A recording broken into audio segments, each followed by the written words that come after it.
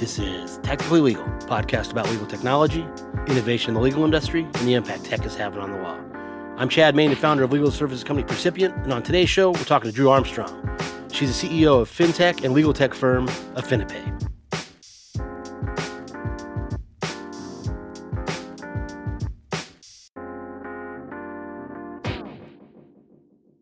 It's not every episode on this podcast that I get to talk to a guest about the TV show The Bear.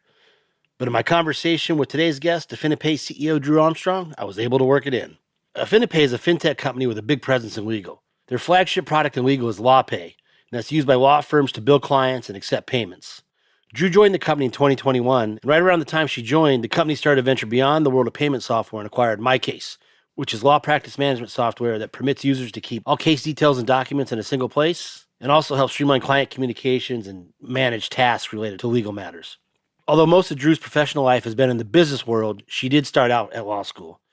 She studied at the University of Chicago because she always wanted to be a lawyer growing up. She comes from a family of lawyers, including her dad. But after a couple summer gigs with law firms, she figured out that maybe the law wasn't for her. So she finished up her MBA and went to work for Boston Consulting, which brings us to The Bear. After a few years as a consultant, Drew figured she needed a break. And being somewhat of a foodie, she went to work in the kitchens of some of New York's finest dining establishments.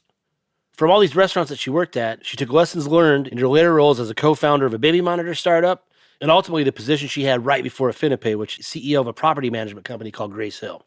On the show today, Drew will fill us in on her decision to join AffiniPay and talk about its mission. She'll talk about the acquisition of MyCase and the company's expansion of practice management software. She'll also talk about Affirm, which is AffiniPay's buy now, pay later product for law firms. Of course, we could not talk about AI. She's going to talk about the company's AI plans and the integration within the platform. We're also going to get into the ins and outs of being a CEO, what her core responsibilities are of running a company, and what has surprised her in her role as CEO. I wanted to be a prosecutor and litigator like my dad was.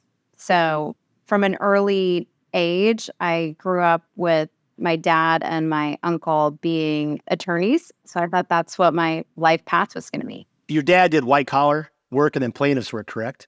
Correct. He was actually on the Attica Commission when he was younger. He then went to UCLA and taught prison law. He then went and was a white-collar federal prosecutor. And then he worked in small and mid-sized law firms and had a solo practice. He did plaintiffs' work, plaintiffs' class action work. Did you grow up in LA? I did. I grew up in Los Angeles. So both my parents were East Coasters from New Jersey and New York, and then went west when the job opportunity came up. What part of LA did you grow up in? I grew up in Los Feliz and Silver Lake. So the reason I asked about this, because when I first got out of law school, I lived in LA for almost 10 years. I lived in West LA. Westwood, technically, yeah. I think. But Los Feliz and Silver Lake were hip spots. Like, were they at the time when you were growing up? Has it always been that way? So we lived there because my dad had to be close to the federal courthouse. And so we moved in way before the hipsters moved in. And so the joke was, it was like us and the gays had moved in to make the neighborhood cool. And so we moved in. The house I was brought home to when I was born was in Los Feliz. And then we moved to Silver Lake in 1992. And I went to high school in the Valley in the 90s. And I had good friends whose parents really didn't want them to come as far east because it was still seen as being too rough in the edges, right? So I'm one of the few people that's truly from Silver Lake, if you will. There's not too many people you meet that are actually LA natives a lot of times. So that's cool. So going back to you want to be a prosecutor, you want to get into law, you go to law school, and I read, didn't work for you. What was it about law school at that time or legal at that time that just wasn't working for you? I was one of those people. So whenever people asked me, when I worked at the Boston Consulting Group, they would send me all the kids that wanted to go do their JD MBAs. And I would always say, I was given a couple very good pieces of advice that I neglected. So one, my uncle was on the executive managing committee at Sherman and Sterling. And he said, Drew, lawyers manage risk, business folks take risk. And they're really not compatible. So you have to make a decision, because I told him I wanted to get a JD MBA. And I said, Uncle Reed, you're crazy. That's definitely not true. I can do both. And then it turned out he was very correct about that. And in undergrad, I had worked as a trial assistant to a mob defense attorney that was my dad's former colleague and friend. And so I got to work and go out to Brooklyn to the courthouse to sit in and assist on a RICO trial. They got convicted. Shocker. I also worked as a paralegal intern for the ADA prosecuting Dennis Kozlowski for all of his white-collar crime shenanigans and got to work on the first trial. And then there was obviously a second trial. So I felt pretty confident going to law school that I knew that I wanted to be a lawyer, right? I wasn't one of the kids that kind of had just watched the TV shows. And then I think one thing that happened was, University of Chicago is a very academic law school, and I thought I was very academic. I'd gone to Columbia, and then I realized I am really not that academic. Part of it was just an awareness, which is a little bit of my DNA, I realize now, is getting there and enjoying it intellectually, but finding it really lonely and isolating. There wasn't like a really strong kind of team culture and social culture. It was just very much never ending studying and reading and writing. And I do like that to a certain extent, but I also thrive in more collaborative, team-oriented environments. And then I think when I went, I was a summer associate at Dewey Ballantine, and I was working on different securitization deals.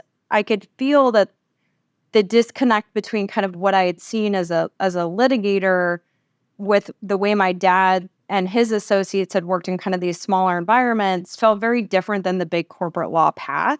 And then I also worked at O'Melveny & Myers my second summer. So you were close. I mean, you were really close to doing the legal thing. Yeah. So if you had to do it all over again, would you still go on to law school, all things being equal? Well, I'm in my happy place running AffiniPay, and our mission is to transform, how lawyers Right. work and to make sure they thrive. And so on one level, yes. And I would say I've rolled my eyes for many years at this, but it does really fundamentally teach you how to think. Yes. And I think as CEO, like a lot of what I do is talk to investors and journalists and current and potential employees. And I'm trying to kind of always have to be nimble on my feet in terms of what they're going to ask and, the story that I want to tell, what I want to communicate. I think law school, especially University of Chicago, which is Socratic method for all 3 years. So it's a special form of intellectual torture, but it does make you stronger. And I remember going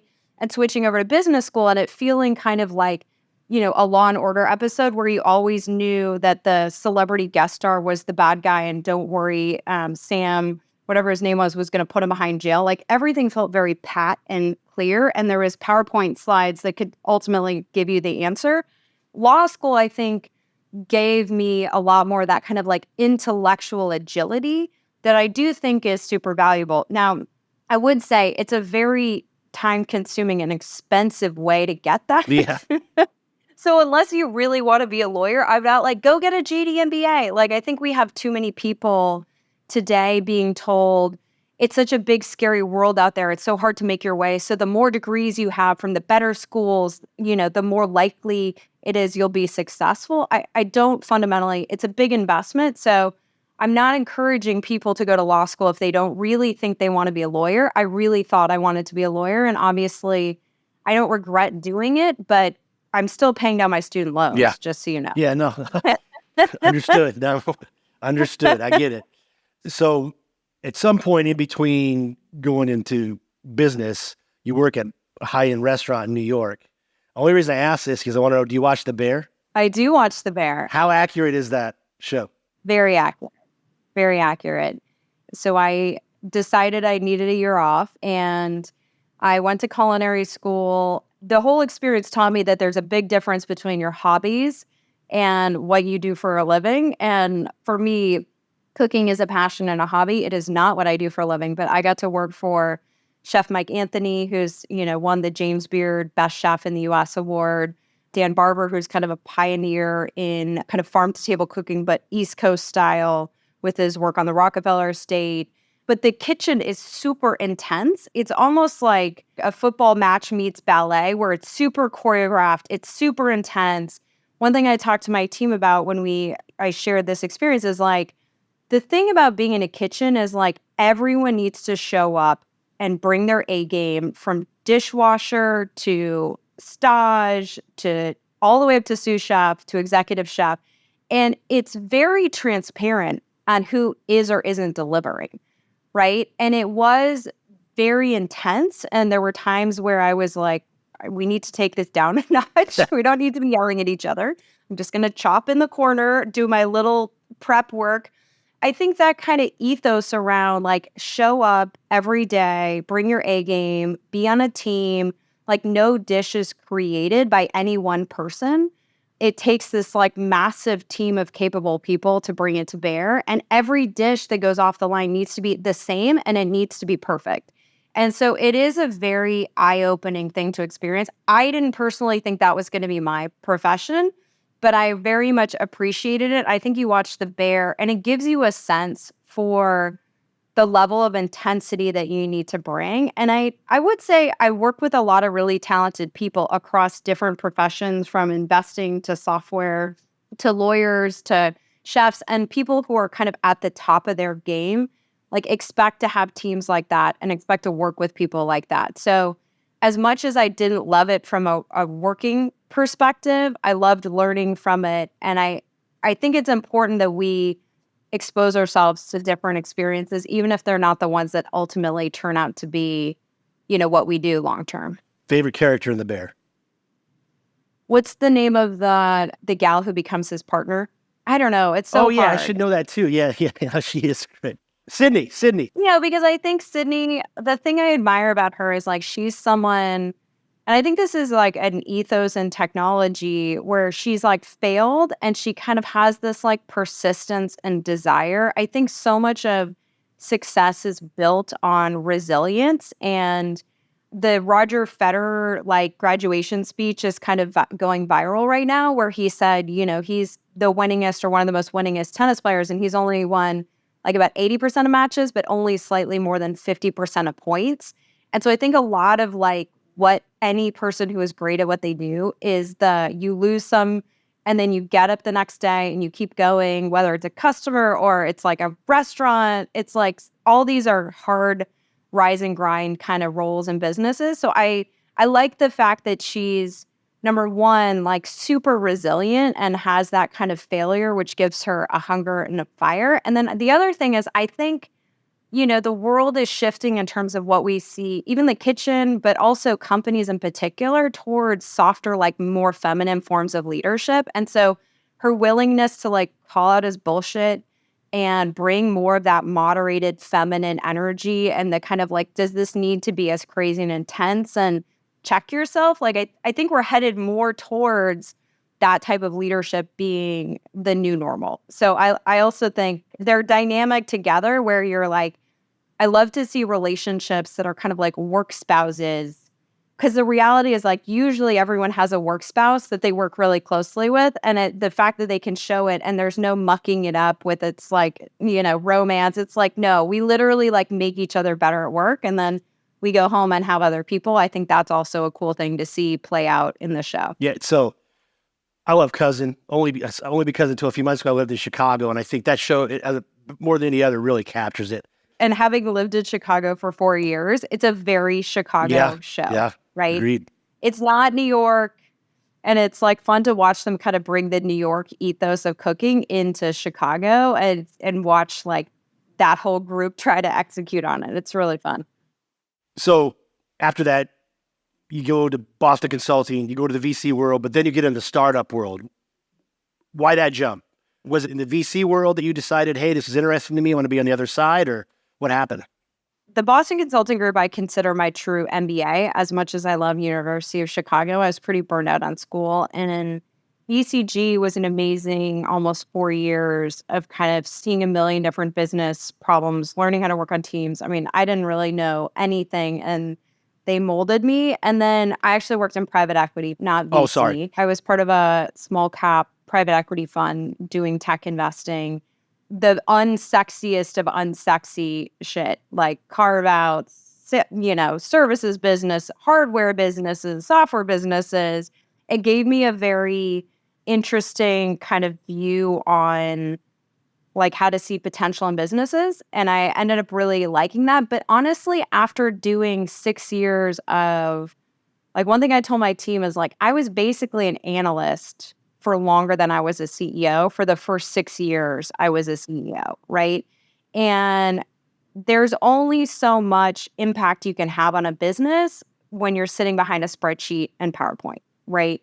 Like, I used to joke when I first became CEO, I was like, I miss a bad day as a consultant because it was like, oh, you didn't write an impactful enough slide. Like, a bad day as a CEO is like a really effing bad day, Yeah. right? Like, Yeah. your like, I've had top clients be like, we're firing you. I've done like all the bad things. Like, we could have a whole podcast on like what a bad day as CEO really looks like. And you don't really have those when you're in consulting, or, I mean, you have bad days, but it just doesn't I didn't feel like I could have the impact that I wanted to have. And I was living in San Francisco. I had friends who had a successful semiconductor startup company. They wanted to do a smart baby monitor company. It was kind of the rise of the hardware era. And, it was like Fitbit was starting up and Nest cameras were starting up. And so this idea of like, we can have smart connected devices and like, how do we think about that for parents and children? I thought was a really cool problem. I call that my kind of like, so I did it partially because I was burnt out and partially because I was intrigued and felt like I needed to get energized and excited about something again. And then I call it like my God laughed year because, it's like we make plans and God laughs. And so within a month of leaving, I found out I was pregnant. We end up having a founder breakup because of some of the personal issues of the guy who was supposed to be the CEO and the fundraiser. I then try to fundraise pregnant. I then find out my husband has really serious eye issues that we end up successfully navigating, and he gets his sight back in time for the birth of our child.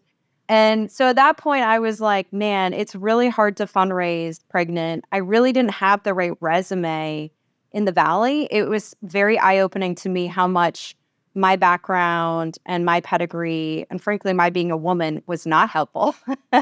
Even though it was for a smart baby monitor company and I was pregnant, you'd think that would. Yeah, you'd think that would be. Yes, I'm like solving my own problem. And so I kind of looked around and said, I believe that there are doors that are open and doors that are closed, and there's time where wind's at your back and times where there aren't. And so I kind of, my co-founder and I were like, look, this could be a 10-year slog, and we're not sure that it's going to make it, and we're not sure this is the right thing. And frankly, like, I needed to financially contribute to my family. So I ended up getting called by my old boss who had gone to a new private equity fund. He was chairman of the board of a new company they had just invested in. They were going through a founder transition. They had kind of big strategic plans. And did I want to come and make some money and consult for them? And a new CEO was coming in. So that's how I ended up doing my founder. I learned a lot. It's very humbling to raise money. I give founders a ton of props. It's incredibly hard. The odds are long. Growing up in Hollywood and venture capital felt very similar.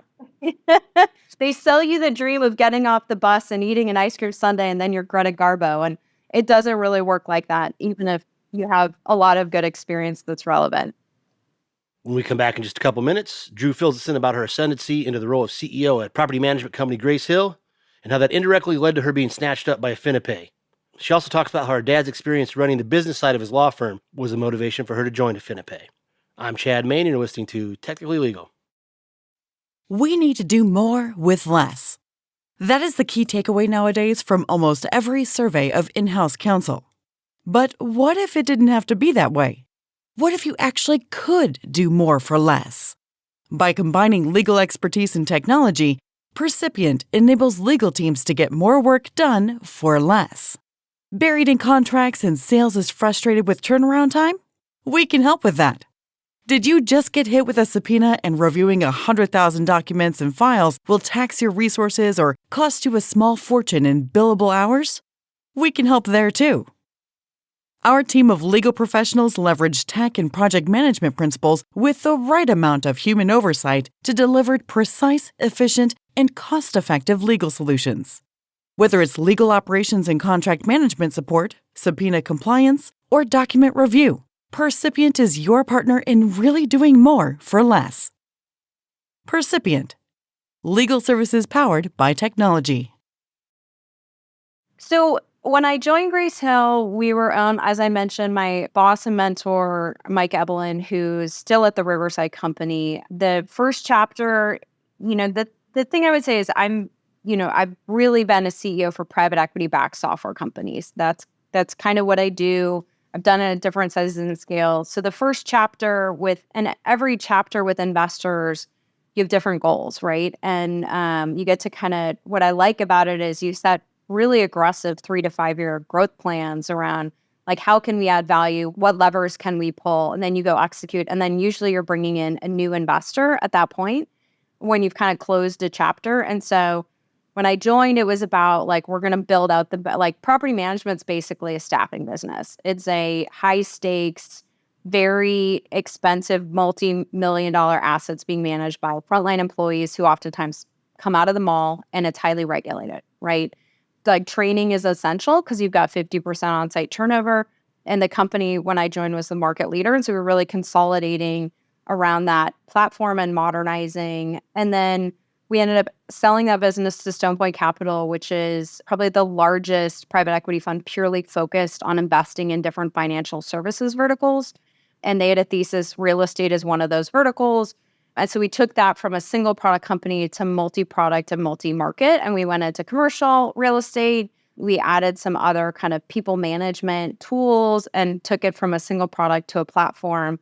And the business was 3x bigger and the TAM was 10x bigger when I left. And so I think the thing about CEO jobs is hopefully you're there way longer than investors are, especially in the private equity world, because it takes a long time to really unlock the value. But I also think, and I heard the CEO of Hershey say this, I think Michelle, I can't remember her last name, but she's like, I'm like the chief enthusiasm officer, which is like the hokiest thing to say, right? So hokey. But she's right. And what I found was I was 5 years in, property management's kind of a very wonderful but kind of closed end market. Everyone had grown up together on site. And I just knew like my successor was in seat. We had bought her business. She was a founder, entrepreneur. She was my number two, that she was ready to take over the reins. And I was ready to go take on something bigger and answer new questions, right? 5 years in, I'd answered the same questions like 3 or 4 times. And I just knew that energetically I was like ready for my next challenge. And that's right around the time I got the call from AffiniPay, which I would say when I sat down with Amy Porter, our amazing founder, for like the first coffee, I remember because the Snowmageddon storm in Austin was rolling in, which is like still infamous. And so the storm's coming in. She's like, should we still meet? And I was like, yeah, it's fine. It's just raining. How much snow was there? Oh, I don't know, like a foot, but it shut down. Oh, it was that much? It like shut down Texas. So it was just like, Yeah. shut it down. We don't have anything to deal with snow. There's no sand. There's no salt. When he sat down and she was like, yeah, law pay helps lawyers get paid. And I was like thinking about my dad and how hard doing the business stuff for him was.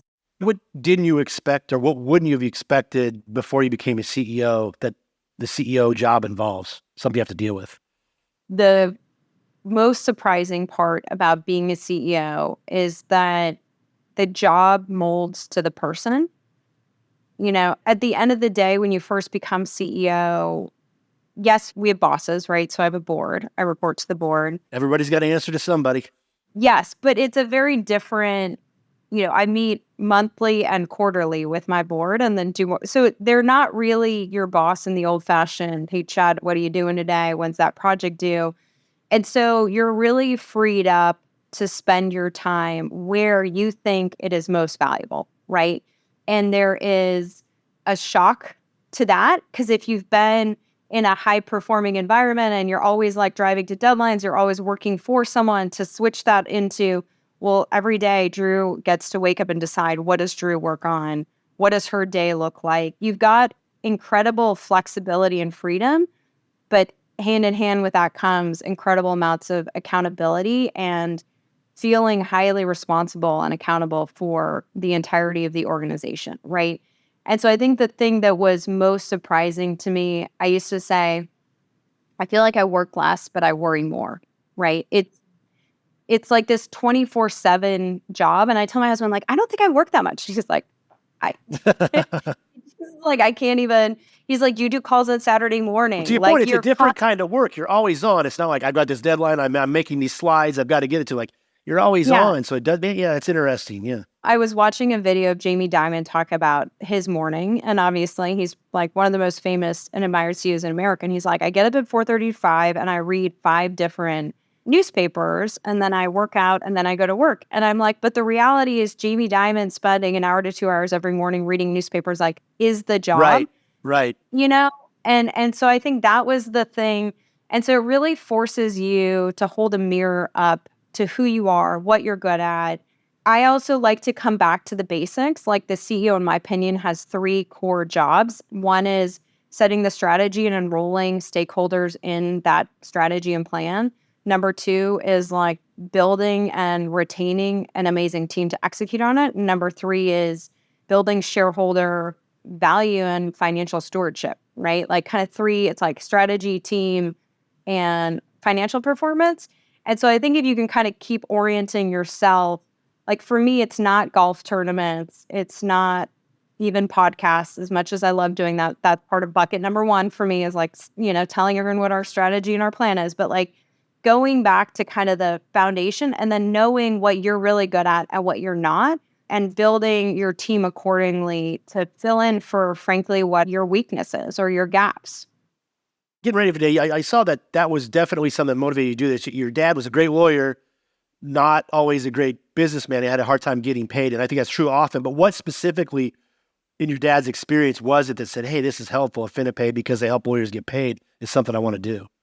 So my dad never used LawPay for his practice. He passed away like 8 years ago. But it was more, I think, a recognition that the things that in running a business we take for granted, like sending invoices, collecting on the invoices, providing financing options for our clients to afford our services, even like, things that we don't solve, but like hiring and firing of employees, like all the things that in running a business, I kind of take for granted. We've got a big team here. I saw my dad struggle with those, right? And like managing his cash flow and managing, his team, his payroll, managing his collection cycle. And so the idea that there would be kind of digital tools and fintech tools to provide very high quality, high trust support to attorneys as they ran practices of varying sizes, like, very much resonated with me. So you joined AffiniPay, and shortly thereafter, I think, if I'm getting my timing right, MyCase is acquired. So explain, you mentioned AffiniPay was a fintech company, basically. Explain what it was pre-MyCase, post-MyCase, and what MyCase is and why it kind of changed the nature of the company. So when I joined, one thing that I loved about the business was, we were at scale. When I joined, we were going to do about 100 million in revenue, growing 40% EBITDA margin. So unbelievable financial profile. And we were really doing one thing very well for clients that loved us, right? And so to have a at-scale business with an at-scale client base, providing an essential service. Which is collecting payments for professionals, right? It's a lot more than that. Like, we are oftentimes the first piece of legal technology that someone puts in place, right? So when you do market work, about 40 to 50% of lawyers pick their payment solution, which is LawPay, 1 to 3+ years before they pick their legal practice management, right? And they're going, hey, I'm standing up my practice. I need to get paid. I need to send out an invoice. I need to collect on it. I need to have it on my website.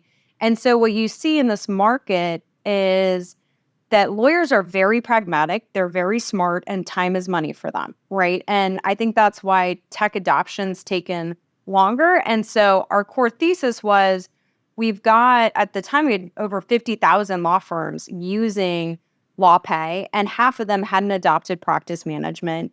And then when we looked at the market, we saw that 75% of law firms hadn't adopted practice management. And so we could see that tech adoption wave coming. And what I could see and feel was that because our customers loved us, like our NPS is 70, which is world class, like our Trustpilot reviews are phenomenal. Our CSAT's 98%. You had all the makings for having the permission to go do more and solve more of the kind of core business needs of our clients. And so that's what MyCase was about what we saw in front of the legal market and feeling like we could play a market leader role in providing a broader set of solutions to law firms. Well, part of the motivation was, too, is that I listened to the podcast you did with Bob Ambrogi, and I like the way he described it. He said up into the acquisition of MyCase, AffiniPay was like Switzerland. It kind of interacted with whatever practice management software was out there. But a few years ago, Clio, for example, a lot of these practice management software was starting to build on their own payment options, payment functionality. So that kind of pushed the envelope, too, for you, right? I think software and payments are converging. We can have a whole discussion about how, if practice management provides kind of lightweight ERP and CRM workflow to the practice, then embedded payments is like the first piece of embedded fintech or financial services that you're plugging in to help take it from a workflow all the way to actually completing the collection of that payment, right? And so I think what you're seeing is the convergence. And obviously, with the rise of Stripe and others, it's made it feel much easier for software companies to wade into payments. And similarly, I think on the payment side, when you've got a really high quality kind of payments plus experience like LawPay, we can see the path to adding software. And so I think you're going to ultimately see the two fully converge, where payments and software are going to come together. Now, whether or not everyone at software can be good at payments, whether or not everyone who has payments can be good at software, I don't think that's true. I definitely know it's not true. There's a lot of misunderstandings about payments and what good payments looks like versus what commoditized payments looks like. And frankly, it's people's money. So handling that well requires a whole level of excellence that is different than software, right? When someone's like, hey, my client's disputing this bill, I did the work, and you've got a $10,000 bill at stake, like that's pretty high stakes. And we handle that very well for our clients in partnership with them.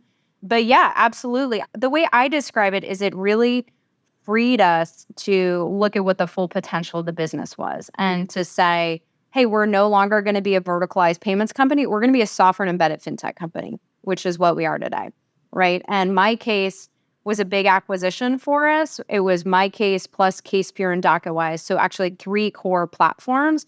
One that is kind of the number 2 practice management from a number of law firms served, not necessarily from a rating perspective. And then CasePure, which is for personal injury, and DocketWise, which is for immigration. So we've been on this journey of becoming, one company that's software and embedded fintech. So everything is what workflows can we provide, and then what financial services can we layer in to help lawyers have an easier and more financially vibrant way to run their practice. I don't want to use the term growing pains because you were a software company prior. Have there been any learnings, you're taking different cultures and different focuses of the software? What have you learned from that? What didn't you expect? We doubled our team overnight. We had always been super profitable. I think payments usually companies are run leaner than software companies. MyCase had been on this carve out from AppFolio journey and this acquisition journey, but at the end of the day, you had 250 folks on the AffiniPay side, 250 folks it was actually MyCase plus like 4 other companies. And so our number one goal was to look and feel like one business, people and culture, processes and systems within the next 12 to 18 months. And so we did a lot of really foundational work. And I would say it's hard, and a lot of companies start with like the rebrand or the website. And we wanted to make sure that we got the foundation right to accelerate growth going forward and to frankly better serve. We even at the board level said, do we really need to integrate? And the answer is like, how do you want it to feel for a law firm, right? They're a small law firm.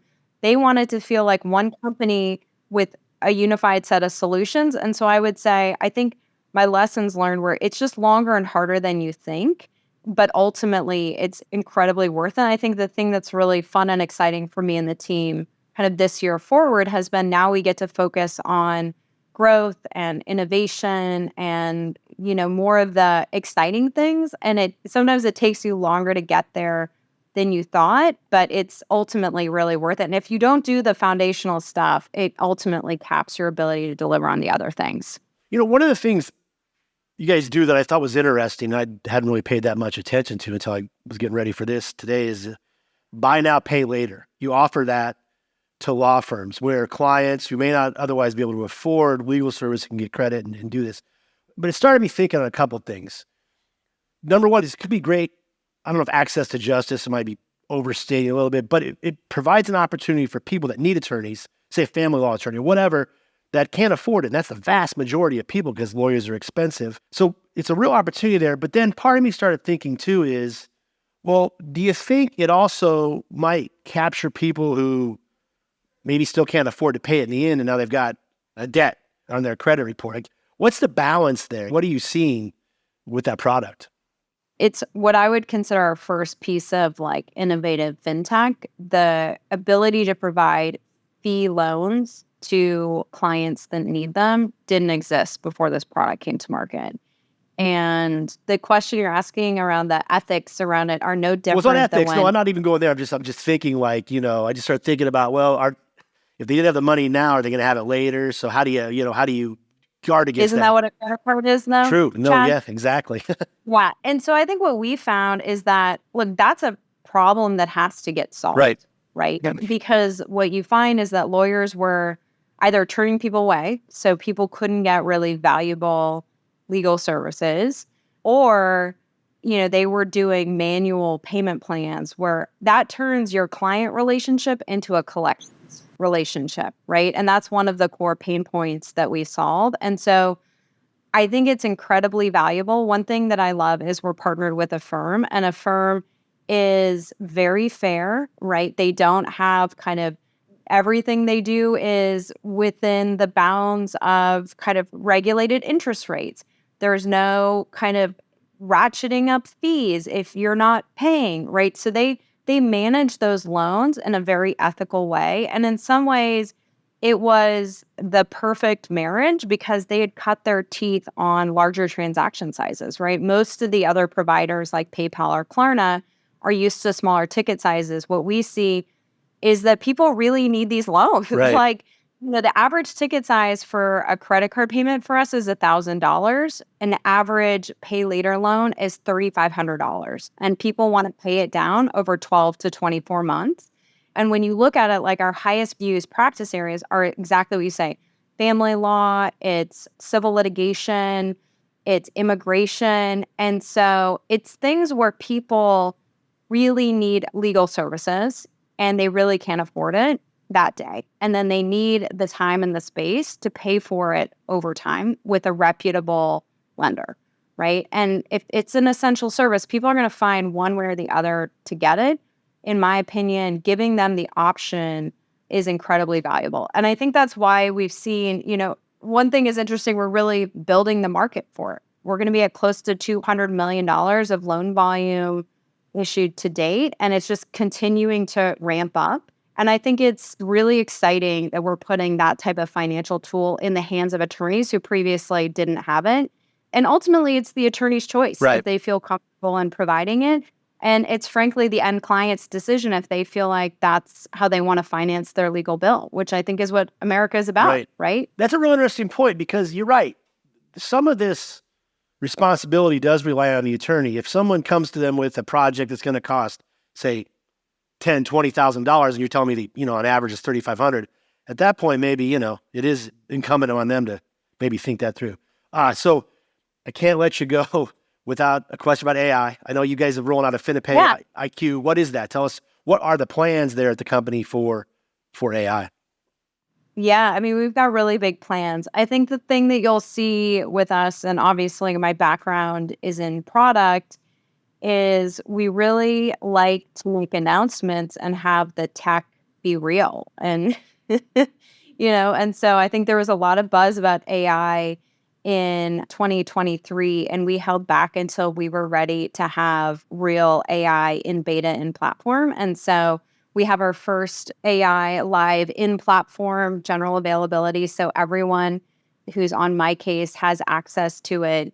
And the first kind of core strategy and pillar that we have, which our current product reflects, is, there's a lot of kind of quick wins that you can deliver to a practice. The core driving reason to adopt practice management is to be given time back, right? And to do your work more efficiently. And I think AI is totally in line with that core value prop. And so we looked across the platform and said, in the same way that mobile and cloud are now table stakes, so too will a lot of AI's capabilities. And so we looked at kind of what the popular AI models were providing to folks. So think kind of ChatGPT, and how could we layer that into the platform where there's heavy kind of content and knowledge management. So the first tool then, and we have it in a dozen places across the MyCase platform today, where you can take rough cut text and have it use our MyCase IQ to turn it into kind of full form text. So a full paragraph. We could be having rough cut notes. Imagine if we had prepped for this, and then we could have it turn it into a series of questions, into paragraphs. We could have it change tone. And then you could send that back to me as, hey, Drew, here's what we agreed to in summary, right? And so the next one that we're going to have coming out of beta pretty soon is smart document summarization. I think the fun thing about AI is everyone is learning, the technologists as well as the clients are learning how to use it together. Trust matters as well as accuracy matters. And so that one we kept in beta longer because we saw the need for much larger file sizes. We saw the need for more advanced image processing, PDF processing. And so we really actually expanded that feature from being something much smaller in scope to much bigger in scope. And so in Q3, that's going to be available. The use case for that is, hey, I'm looking at a laundry list of documents and I want to go through and know what's in each document and being able to click the button and have it return a summary to you. So that'll be available at our top tier within MyCase in Q3 as well. And then I'd say more broadly, the vision is the exciting thing about AI is, I would say generative AI, is that it gives you the ability to have a more frictionless, more conversational technology experience. And our view is in an industry that's still adopting technology on one hand, and then on the other hand has such a massive opportunity to transform how they spend their time using it, taking away as much of the friction and using the technology to unlock as much of the benefit as possible is exciting. So I think you're going to see us looking at co-pilot type experiences, highly conversational interfaces, intelligent recommendations, a whole host. And then ultimately, I think our vision is to unlock the data inside our platform to provide kind of smarter benchmarks and insights and use the two kind of what I would consider traditional BI and AI and Gen AI in tandem together. Drew, appreciate your time. If people want to get a hold of you and learn more about AffiniPay, where do you want to send them? I love LinkedIn. Just hit me up on LinkedIn. I get people's customer support questions on LinkedIn. They always make it to our team. So just DM me on LinkedIn and we'll take it from there.